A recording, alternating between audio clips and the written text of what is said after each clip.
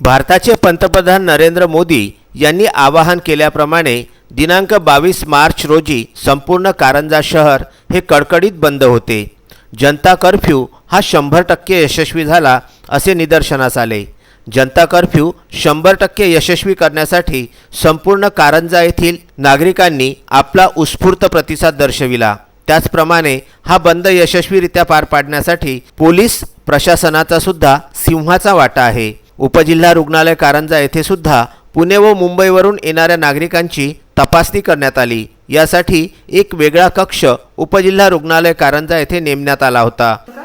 RBS केला आहे मी वैद्यकीय अधिकारी म्हणून आणि इथे आमची इमर्जन्सी ड्युटी लागलेली आहे उपजिल्हा रुग्णालय कारंजा येथे आणि आम्ही आज सकाळपासून तरी जवळपास 60 रुग्ण तपासलेले आहेत आणि आता जे सध्या चाललंय कोरोना व्हायरसचं तर प्लीज सगळ्यांनी काळजी घ्या, स्वतःला जपा, वारंवार हात धुवा, मास्क बांधा।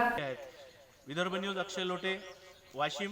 पंतप्रधान नरेंद्रजी मोदी यांच्या आदेशावरून पूर्ण भारत, महाराष्ट्र आणि गाव पातळीवर जनता कर्फ्यू लावण्यात आला होता।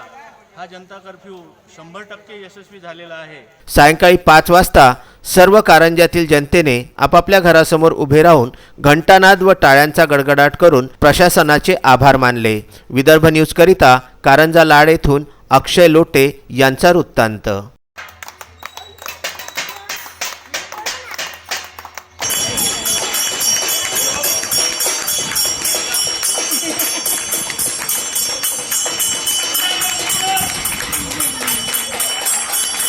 गो करो ना, अरे बुमल गो करो ना।